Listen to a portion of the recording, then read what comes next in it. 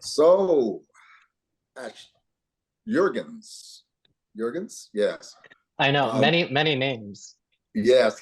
We've been talking about this work here at New York Live Arts for quite a while. COVID happened during its life, and many things have gone on in your life. Mhm. And I have heard that the work is very autobiographical. Maybe I should let you talk. First of all, the title of the work is The title of the work is Surrogate. Surrogate. That's provocative. So maybe you'll share with us what you think we should know about that. But what else can you tell us about the work? What's on your mind about it right now? Yeah. So in my work, I like to explore transgender tropes, specifically transmasculine tropes. And I had been very curious about the pregnant trans man. And in my own life, I was finding this really strong biological urge to procreate, which felt very foreign to me. It felt like something that I couldn't justify, but it felt like something I really had to do. So May I ask you, how old are you? I was 29 when that kicked in. Right. That to me, that's not at all unusual because that's when your body is saying now is the time to do it. I agree for trans people, it is a bit more complicated, isn't it? But it's not surprising to me. You said it was surprising to you that you felt that way. Yeah, I think I am the oldest of four children, and I felt like we didn't have enough resources growing up for four children. And I think very early on, I made a promise to myself that I would not have a kid unless I had very specific Mm. access. And then once I came out as a queer person, the several times, the several different iterations of coming out as queer, I couldn't wrap my head around having a child. And I think there's a lot of controversy in the United States around LGBTQ parents. And I think I really internalized a lot of that, which is why I was partially so surprised by the strong urge when I was 29.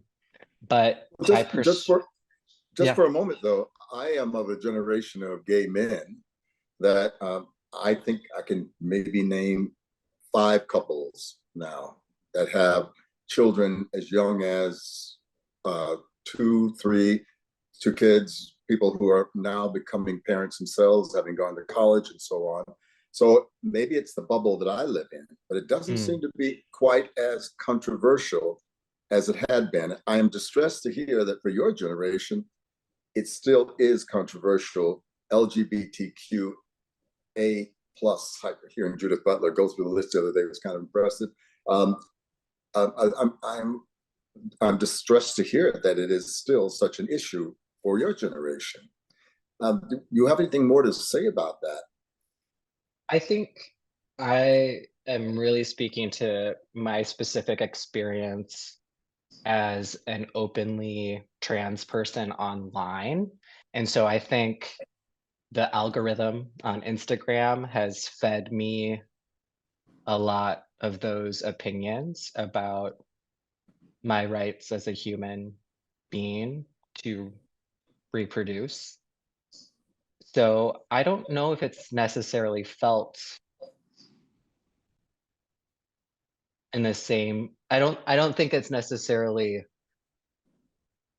specific to my generation. Like I definitely see a lot of people who feel very empowered and don't think twice about having kids. But I think I'm a very sensitive person. Despite the work that I put out, it can be very self-deprecating and it can be dark humored, and I can say the thing that we're not supposed to say. And so I think people think online that they can hurl opinions at me, Mm-hmm. which Do I you live a also, lot? Do you live a lot online? Because I don't. Do you live a lot online? I, when I first moved to New York City and was realizing that I wanted to transition and I wanted to pursue dance and performance, I found myself using online as a surrogate for all those experiences that I wanted to have. Like what? Like And what kind of experiences did you want to have? of wanting to affirm my gender identity and expression. And I could do that by taking photos in a certain way, or I really wanted to be performing, but those performance opportunities weren't happening. So I would set up my camera and dance for the camera, and then started getting those dopamine hits by getting engagement and likes from other people.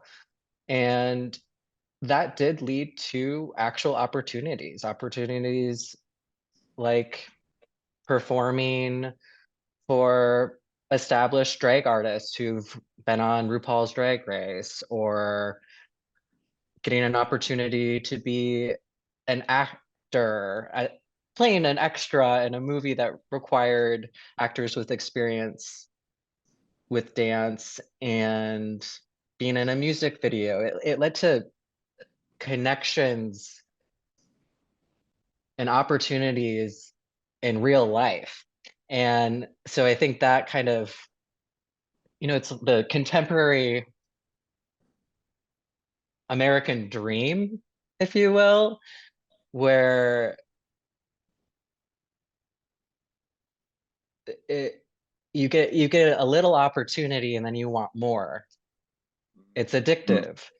Um, and then during COVID, I did go offline. I think part of that was, you know, going into the pandemic, I was working on this work. We were supposed to have a showing on Friday the 13th in March of 2020.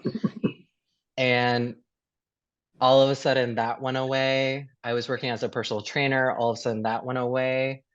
And I just was pouring myself into various online platforms that I was on, but I don't know what I was pouring into them because I Mm, no longer had access to these big parts of my identity that centered around being in a room with other moving bodies. mm, So I got off of that, and then I started to pursue school like so many people did, because I was like, how do you pivot? well, you um, pursued school studying what?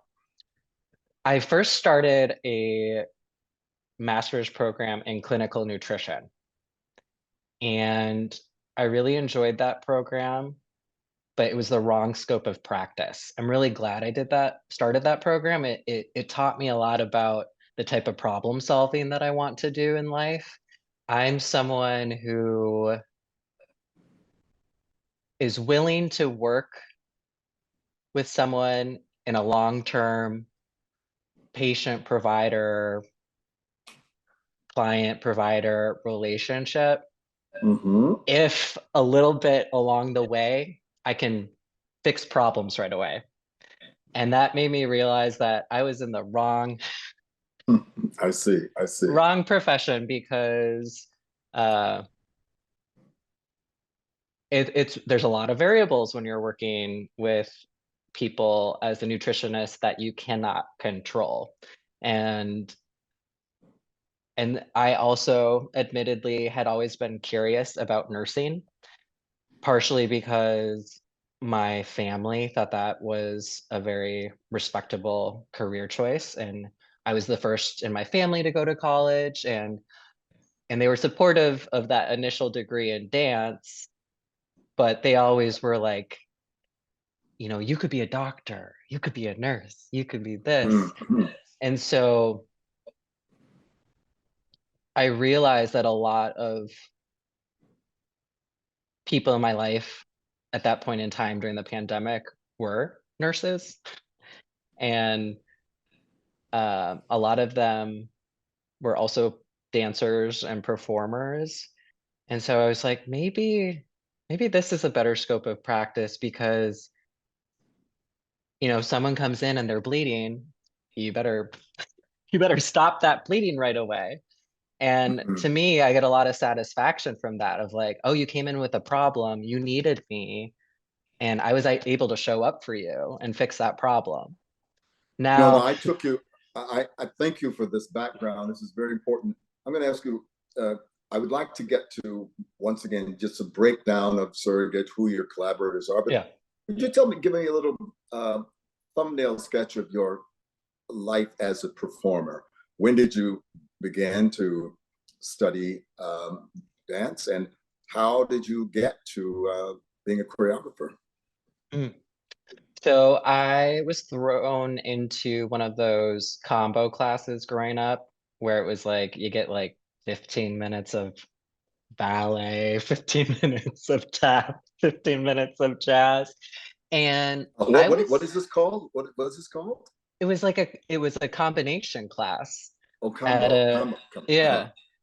And I was such a little rebel in those classes. Like according to my family, according to my mom, like I was like in the back doing whatever I pleased and not learning the choreography. And then at one point I told my mom that like the fluorescent lights hurt my eyes. And she was like, I'll never forget. She was like, don't you dare lie to me. Mm. Because she was, my mom and dad were busting their asses so that I could be in that class. So I got pulled out of that so that my sister could pursue dance and actually pay attention to the teachers, unlike me. And then I would say around middle school, I got really into hip hop.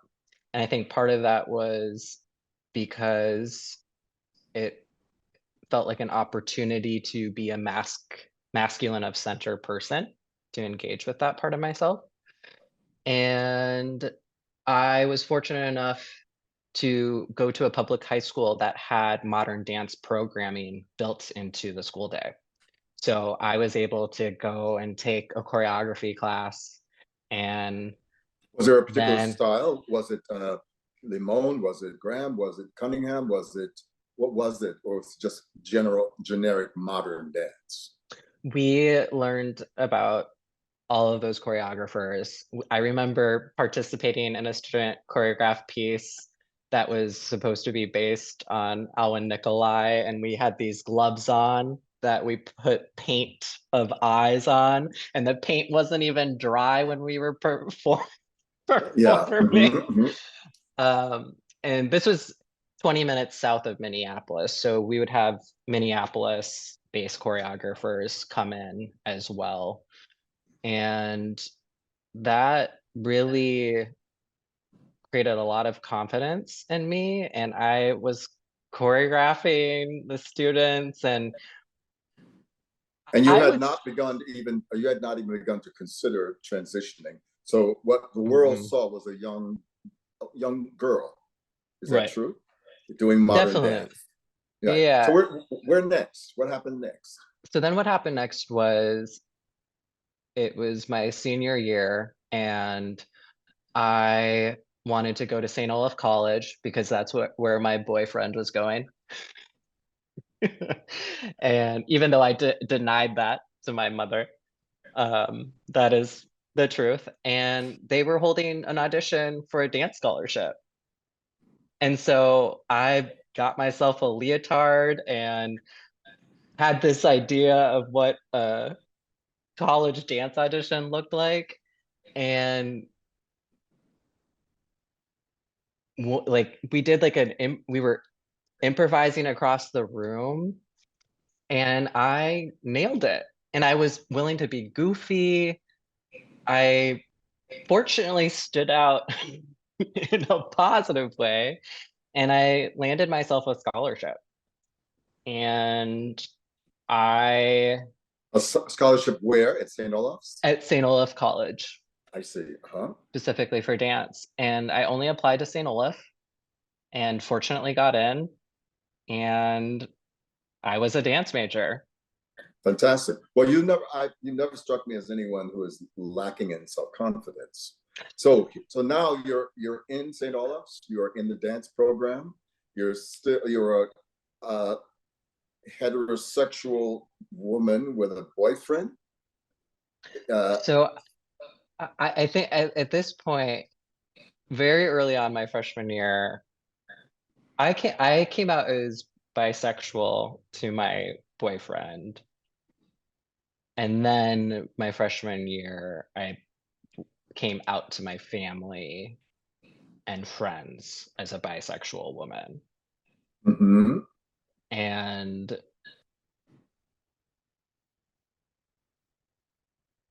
definitely that's when the wheels started turning about transitioning. I was finding myself feeling more and more uncomfortable in certain roles in dance that were asked of me. And for me, I think it also was like a very hormonal experience. What does that mean? A very hormonal experience. You were not thinking. You were actually something chemical was going on that was driving you. What is that? Is that what you mean? Yeah. I think I'm pausing because I think it's so hard to succinctly point to the origin of transness Mm-hmm. for a lot of individuals. I don't think that's specific to me, but I definitely have a really hard time articulating how the transitioning process came about just because it really felt body first Mm-hmm. over intellectualization. Well, this is a very interesting point in our conversation because I'm now curious about your aesthetic growth, what your taste was, what your interest was, and your growth as a trans person. Where do those things work together for you? I think so. I think so. I grew up doing competitive speech, which has been very influential on my work, which is why I feel comfortable speaking in my work. And I think the discomfort I felt in college allowed for humor to develop. And so I think speaking and physical humor paired together while processing my transgender identity really allowed me to melt away hostility that surrounds bodies like mine. And that's great. What did you grow to see as a movement artist?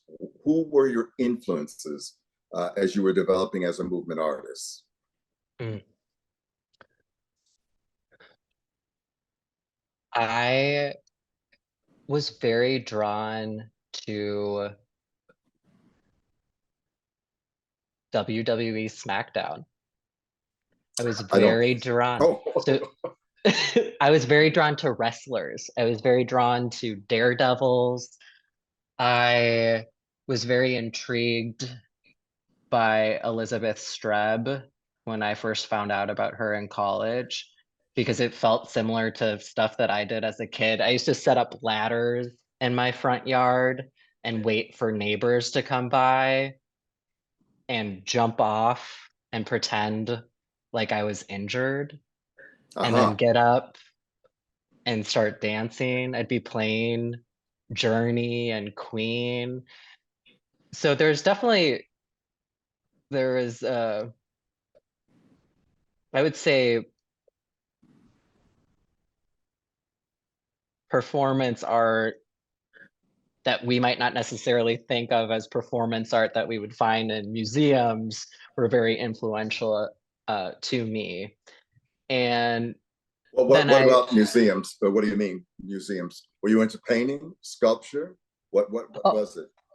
I'm just thinking about, like, I wasn't necessarily inspired by the performance art that we would typically find in a museum. I was inspired by performance that was considered lowbrow or Mhm. maybe associated with white trash. I Like wrestling? Right, What like else? What other wrestling. kind of there's such a conversation right now about America, like country music is now being invaded by quote black people, right? So what that's lowbrow, right? What were you listening to music? You mentioned Journey and those sort of pop, a wall of sound kind of musicians. Uh, what other things are you mean lowbrow music and I mean other lowbrow art? Television? Mm, television. It's hard for me to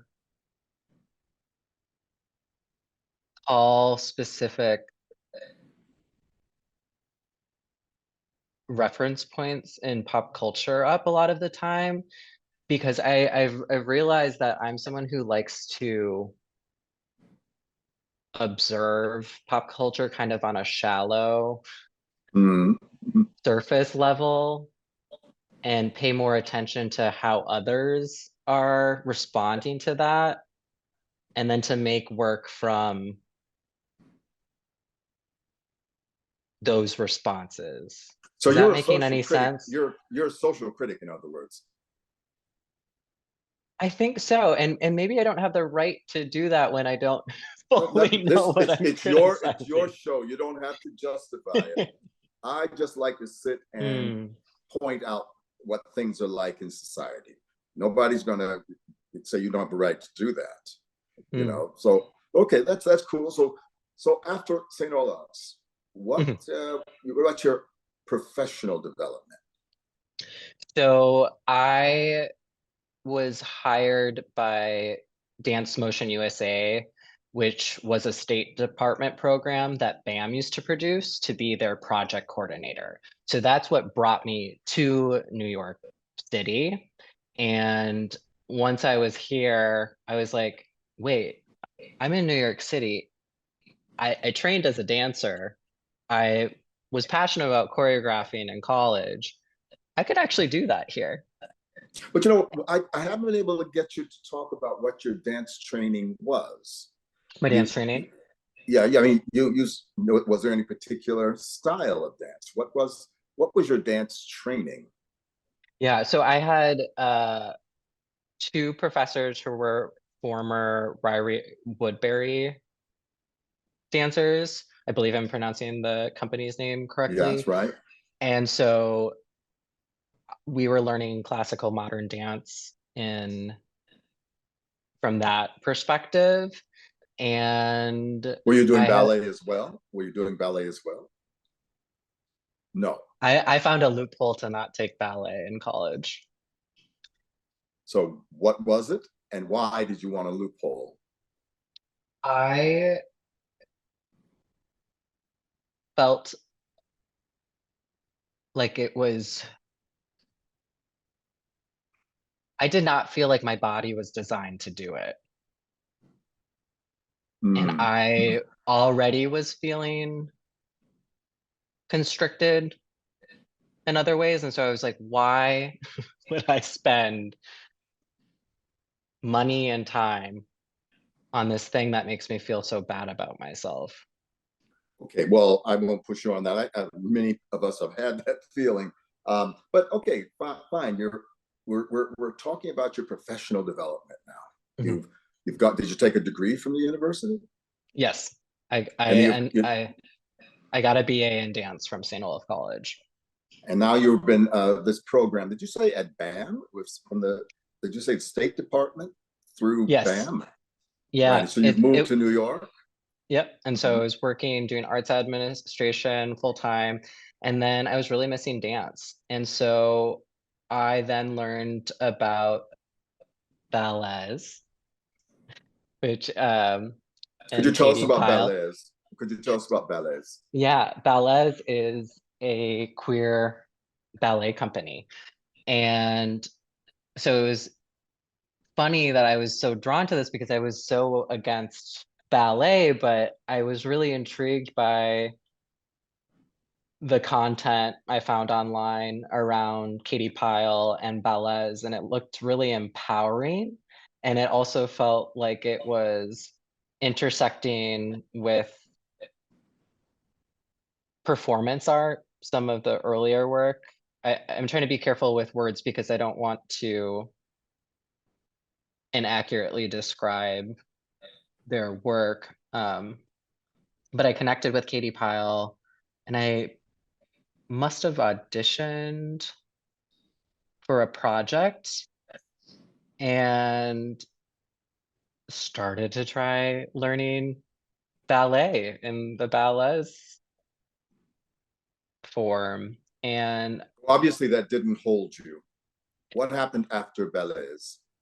I ended up getting a split bill at Dixon Place with Larissa Velez Jackson and John Velez Jackson doing Yergens. And I don't remember who curated us, but I think it's because we both were talking about wrestling in our bios. And we honestly have been friends ever since. And so from there, I got invited to be in Kez's work at New York Live Arts when they had a live feed residency. And I was Remember? cast as Yak Man, the Right. genderless or the gender neutral mascot. And I wore this bright lime green Y shape that went into a lightning bolt shape. And I wore one of those, I think they're called morph suits, where Mm. I was totally sensory deprived and had gloves that looked like Mickey Mouse gloves on. And I was in heaven because I got to play around with being both the most visible and the most invisible performer in the space simultaneously. And I was learning choreography. Some of it felt like pop choreography that you would find in a music video. At this point, I also started go-go dancing in various gay nightlife venues. I felt like I was able to access some of that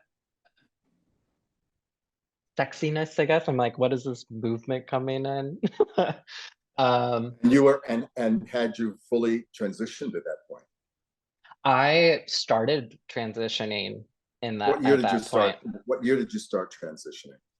I think I started transitioning in 2015. And when I say I started transitioning, I mean I socially came out as trans. I started using he, him, his pronouns, and I started testosterone therapy.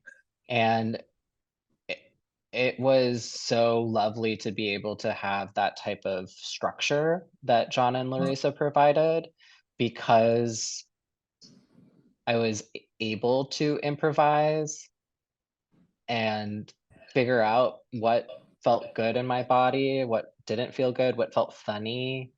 And Larissa and John are very good about documenting their rehearsals. And so I have this really absurd documentation of my physical transition through that work. Mhm, mhm, mhm. Okay, And so then after that, mhm. when did you start making your own work? So I was making my work simultaneously. And a lot of the work, like the work, I was often finding myself on split bills where I had 15 minutes to do a little something. And at the time, I was living in the Opera House lofts in Bushwick, which had a little studio downstairs. And I actually ended up living directly above Gia Corliss, which I think is Ah, a that's little wild. poetic. So Hmm. as I was like wearing wigs and, you know, pounding upstairs in wedges and women's heels, poor Gia was underneath me trying to write about my peers. Um, but there was a studio in the basement and I started making work with friends and started to do split bills at Dixon Place, at Gibney, and shortly thereafter, I had an opportunity to go to an artist salon with John and Larissa, where I met Janet Wong. And I think this was the same year as Mixed Live Ideas Hmm. Hmm. Festival. And so some Towards of a the towards a non-binary world, um, with MX, Justin uh, Vivian Bond, Justin Vivian Bond. Yeah. correct. And in that salon,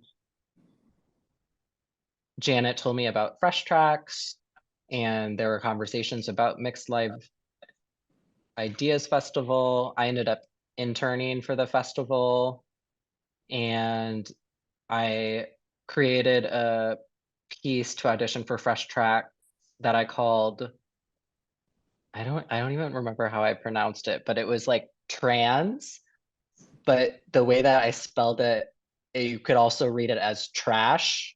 Like I put parentheses around the N. Hmm. And it was all about making the space safe for the audience to consume a trans body. And Making it safe for them to consume a trans body. What do you mean by that? Your ritual cannibalism? What is that? I was interested in, at that point in time, there were a lot of conversations about creating safe spaces. And I was finding that I would show up to these quote unquote safe spaces and they didn't feel that safe. And so I was like, what is the promise of a safe space? Like, can you actually guarantee safety? And what happens if everyone in that designated safe space genuinely is showing up to make the space safe, but then an interloper comes in and takes the safety away? And so I started thinking about that and how that applied to performances and consent around audience interaction. And that led me to what at the time felt like an absurdist idea of like, well, what if, we're talking about the safety of marginalized bodies, but what if I flipped it and was someone with a marginalized aspect of his identity and decided to make people who are not necessarily marginalized feel safe? And I felt like that was maybe a shift in my work where I was really trying to push into absurdity and push into ideas that might be considered dumb or ideas that would fail so that it could create some tension with the audience to Well, give me an hopefully. example of an idea that fails. What does that look like? What is that for you? An idea that fails. Yeah, And I then we'll think talk for about an idea that's hopefully going to succeed, and that's the new work. But so what about an idea that fails? I think when I say that, I'm thinking about in that particular piece, I came on stage, I brought a microphone on, and then I told the audience that I was going to remove myself for a moment to take my glasses off. That way I couldn't see them seeing me, and that would provide safety for them to judge me. But if I take my glasses off, then I can't see what the hell I'm doing on Mm, stage. So then, is that safety in the end? mm. Tell me, So I guess that's what does I think about. no, no, it's interesting. But what about technique in your work? Does one have to have any skill, particular skill, to perform a work of ashes? I have a practice of watching a lot of dance online, a lot of aerobic dance competitions, a lot of music videos, going back into my work, and I will download videos and I will cut them and slice and splice them together. And then I will work with performers to see if they can learn the material. And I like to pair movement that feels impossible to do together or transitions that don't make sense. A lot of the work is centering around transitions, choreographic transitions. Um, and for me, I think that is probably a metaphor for being a Mm-hmm. transgender person. But Yeah. that's not something I necessarily like need the audience to know. Like that's fun for me and those intimately involved in the creative process, or for people to know in a conversation such as this one. So when we come to see Surrogate, what will we see? Is it how large is the cast? Is it is the music driven? Is it theatrical? What how would you talk about it?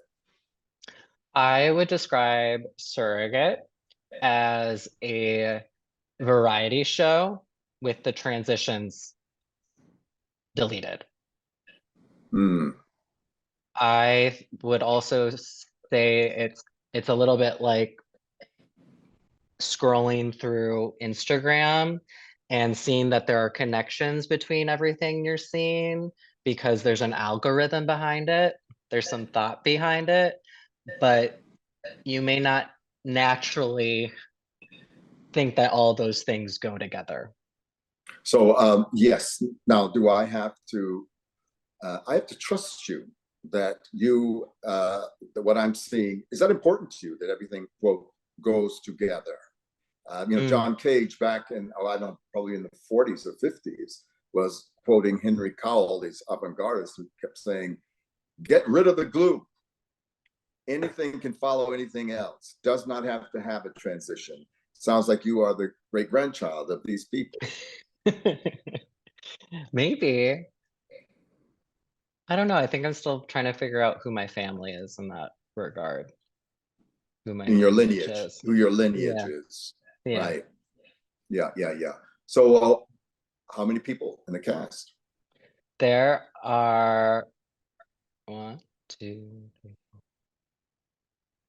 I would say six. I would include the lighting designer as a performer, myself, an actress named Nicola Gorham, a dancer named Matt, and another dancer named Justin Fairclough. Mm-hmm. And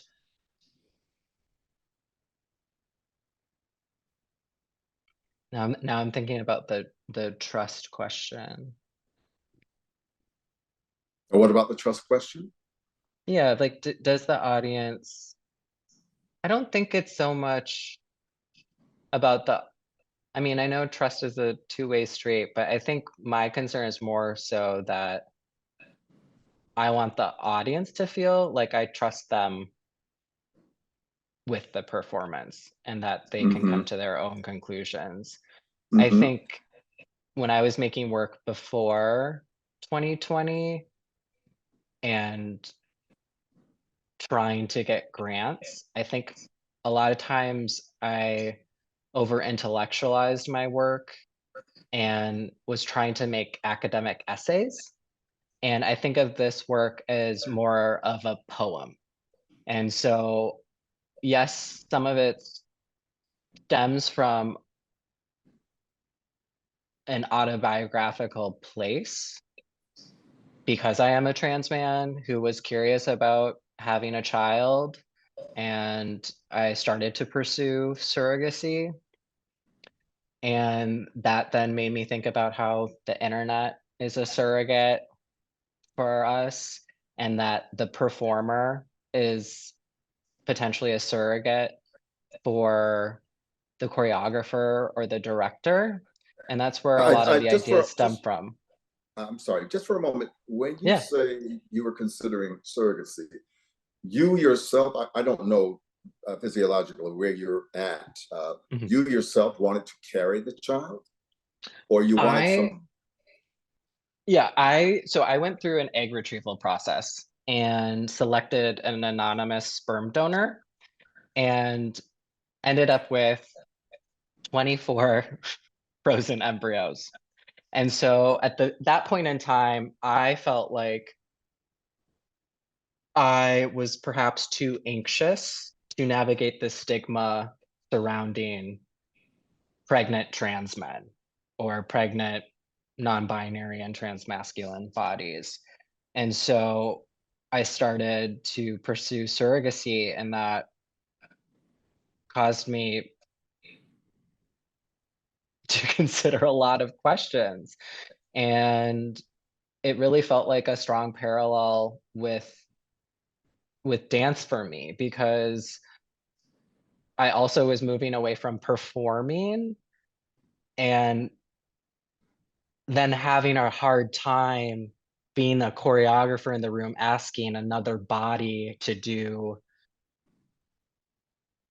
physical labor. And so I was like, oh, this to me, this is interesting. Like I want to push into this topic. So I don't, again, I don't think this is like an academic essay on like, this is how we need to think about trans people as choreographers, performers, as Mhm. reproducing bodies. It's more of a container, and I hope that it's a What tight is the container. work? It's the work itself is a container. Yeah, I think A it's a container for container. what? A container containing what? A container containing the ways in which this idea of surrogacy shows up in our Hmm. lives. And I think it's tempting to want to say more about that because we live in a world where we have to justify the work in order to keep making the work. And I don't know if that's quite true. Particularly, you've been selected as an artist. We obviously believe in you, so you don't have to justify it, right? mm, I think you're still trying to justify it. You're mm, justifying it, mm, right? So the work, you don't have to tell me, but I'm assuming that the work is going to push into these uncomfortable questions mm, about being a trans body and yet having the impulse to have a child. mhm. Is that fair to say? I think that's accurate. And I think also what's fair to say is, yeah, you definitely have believed in me to have me around for 4 years to finally make the work. Mm-hmm, mm-hmm. Well, yeah, yeah. Well, you have given us a very rich but quizzical portrait of an artist, unlike any artist I've ever met, actually, quite Mm. frankly, movement artist. And we're very proud that you'll be bringing any names that you think you want to put in. Who, the names of the lighting designer. What's the lighting designer? Who is? Jennifer Folk. Okay. And all of your Yep. dancers, you have there are, you said there are four? There are two performers who have dance-based training, and that's Mad Schimmel and Justin Faircloth. And then I Mm-hmm. have I'm collaborating with an actress, Nicola Gorham, and also the musical and performance artist Murr is writing a new song for this show and will be performing it. And Good, good, Murr good. was in the last evening length work I did at Abrams. So there's definitely there is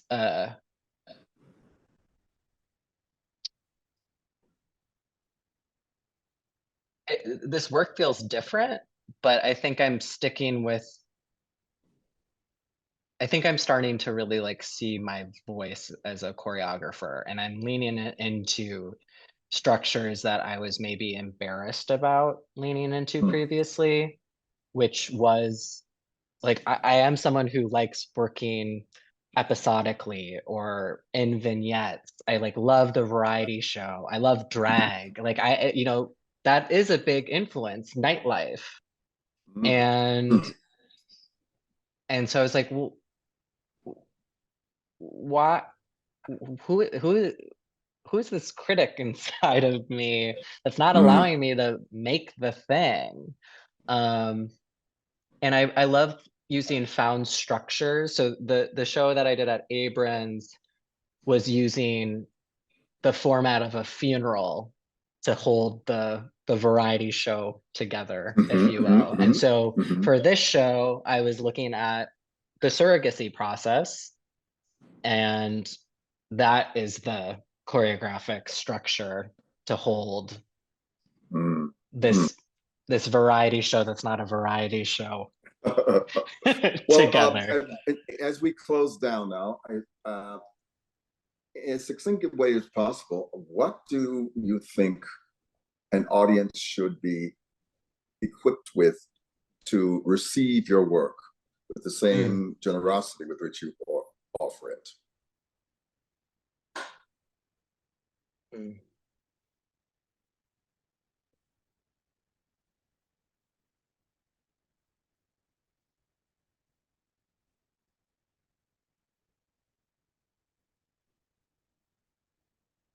I think a willingness to not like something and to know that you cannot like something and still learn from it.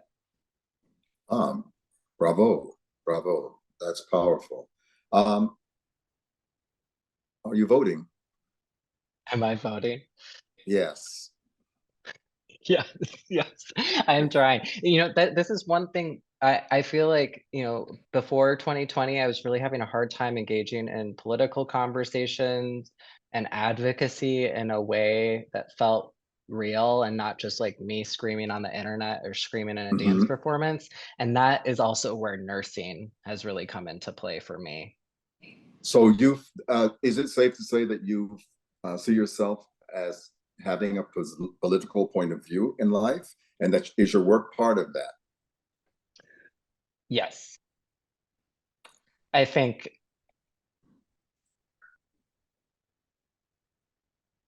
there is a political point of view, but I would not say that my performance is necessarily a solution to Mm, political problems. And I think some artists' work is, but mm. I would argue that it provides maybe a different type of relief. I think maybe you could argue that it's still connected to political solutions, but I don't think it feels like You a don't big. have to be. You don't have to be making a political statement, even. I realize that Right. we're now out of time, but I didn't even speak to you about the assault now on trans children, or the how trans women, uh, male to female, are not being allowed to even compete.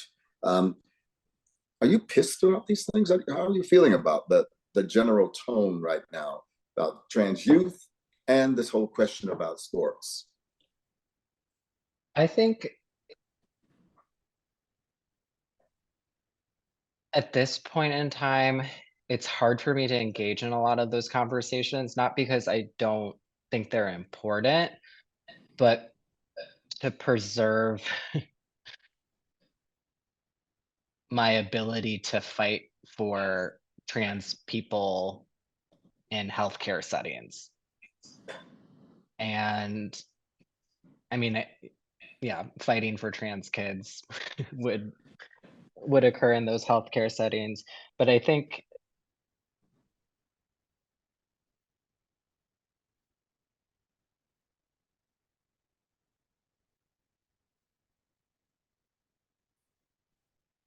I think that energy sometimes is really hard to tap into for me. And I think that answer might be troubling to some people, but there are moments where, the percentage of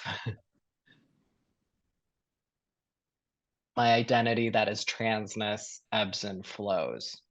It's like I don't wake up every day and I'm like, remember, you're trans. Everything Mhm. you do is like touched by transness. And so I think at this point in my transition, sometimes I do forget that I'm a trans person. That's a victory, And isn't it?